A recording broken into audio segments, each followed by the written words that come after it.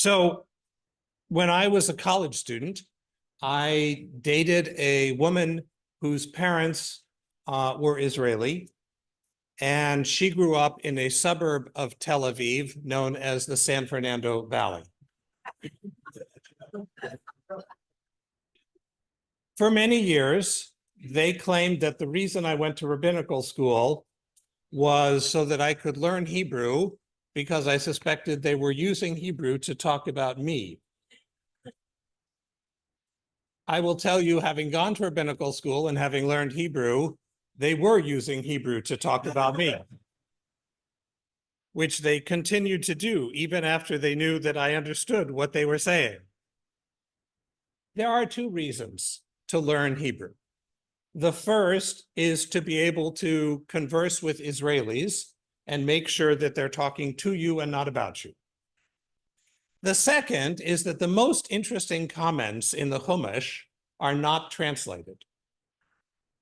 So you may not have noticed, but there was an interesting point in today's Torah reading where the word darash, darosh, interpret, you shall surely interpret, came together. And there's a Masoretic note, meaning a note written by the scholars of the 9th century that they don't translate, but I'm going to let you in on this. It says, our tradition teaches that this is the center of the Torah if you count by letters. And then it says, also in Hebrew, but this is not actually true.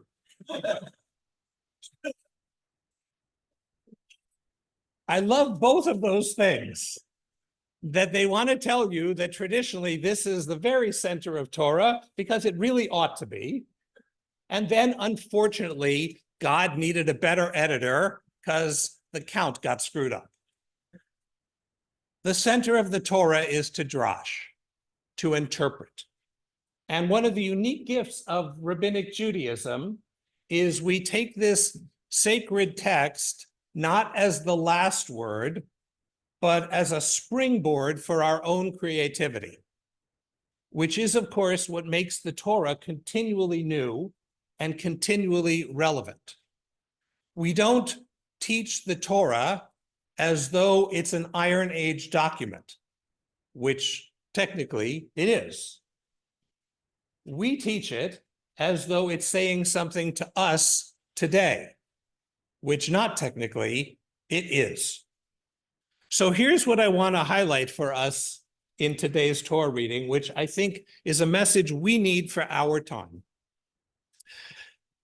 The Torah speaks about the offerings of the Kohanim as the dedication now continues. And they are commanded to offer a bull and a ram as a chatat, compensation for any sins that may have been committed. And then they offer a ram as an olah, a burnt offering that's totally consumed on the altar. And after they do that for themselves, then they make a similar burnt offering for the people in general. V'chaper be'adcha u'be'ad ha'am, to atone first for yourself, and then after that for the people. Of course, I immediately think of the airline instructions. And here's what I want to tell you I realized on this flight, because, you know, they say it all the time as though you've never heard this before. Also, who needs to be told how to use a seatbelt? But I realize the reason they say this over and over again is they know full well that no parent is going to listen. There's not a parent alive that's going to first put their own air mask on. There's not a grandparent alive who, flying with a grandchild, will first put their own air mask on. So it's an exercise both of utter futility, and it's a tribute to the love that one generation pours on the next. That we know we should put our own on first. Damned if I'm going to be the one to do that if we're in that kind of turbulence. The Kohanim are told to do the same. First, to make their own sacrifices, and then to sacrifice on behalf of the people. And I want to note that I think that's holding leadership to a remarkable standard. not of perfection, but of striving. If the leaders were perfect, they wouldn't need to make a sin offering, would they? They'd be perfect. Most of you, like me, grew up in an age in which we were told that our leaders were perfect. And that, I think, undermines what actual leadership is about. Because if leadership is only by the perfect, then of course I can never step up to be a leader because I know myself and I know I am far from perfect, right? And if we think that to be a leader, you have to be perfect, we're going to hold back.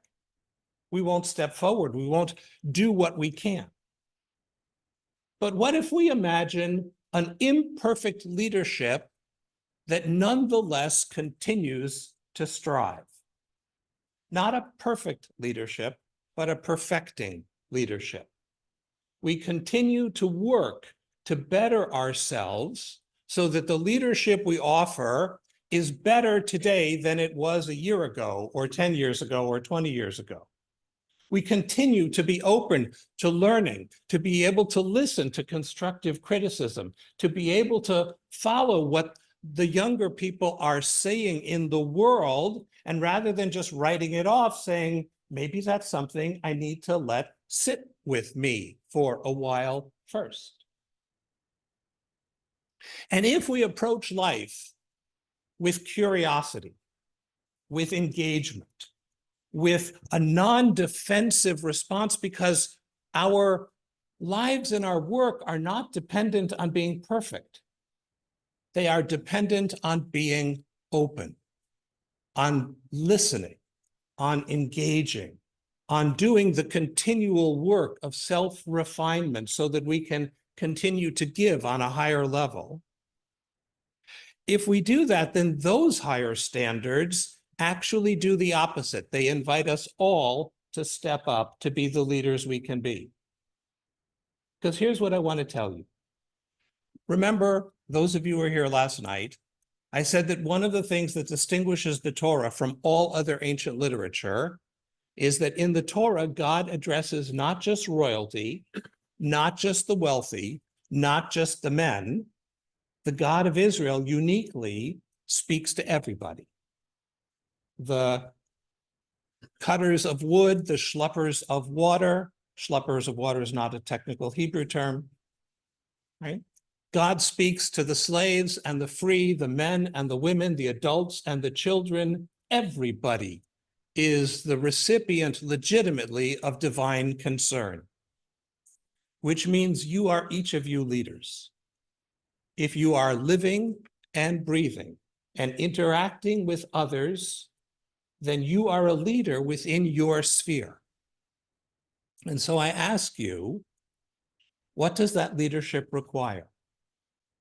What does our time require? What do those circles of people who turn to you, for example, for inspiration, for guidance, for wisdom, and sometimes just for a pat on the back or a hug? What do you need to be able to prepare yourself for the leadership that you will need to demonstrate this afternoon and tonight and tomorrow and next week? When we pray for the leaders in the prayer book and we think we're praying for a them that's unlike us, we actually betray our biblical mandate. We were chosen as an entire people, and every single person is made in God's image uniquely, which means your leadership is what is needed at this moment. My favorite drash on this piece of Torah comes from the famous ancient wisdom found in Horton Hears a Who. I hope you know that book. I hope those of you who have children or grandchildren are reading it to your children and grandchildren. By the way, even if your children are in their 40s, they still need you to read Horton Hears a Who to them from time to time. A person's a person, no matter how small, says that elephant. And he knows that his protection is what will make the difference for the who's of Whoville, even though they're too tiny to notice, and even though they are inaudible to normal ears. But he hears their cries, and he does something about it. And the one who is unseen but has created us all hears those cries. But that Holy One cannot act if we don't. So buckle up, my friends, and be the leaders that you're called to be. Shabbat Shalom.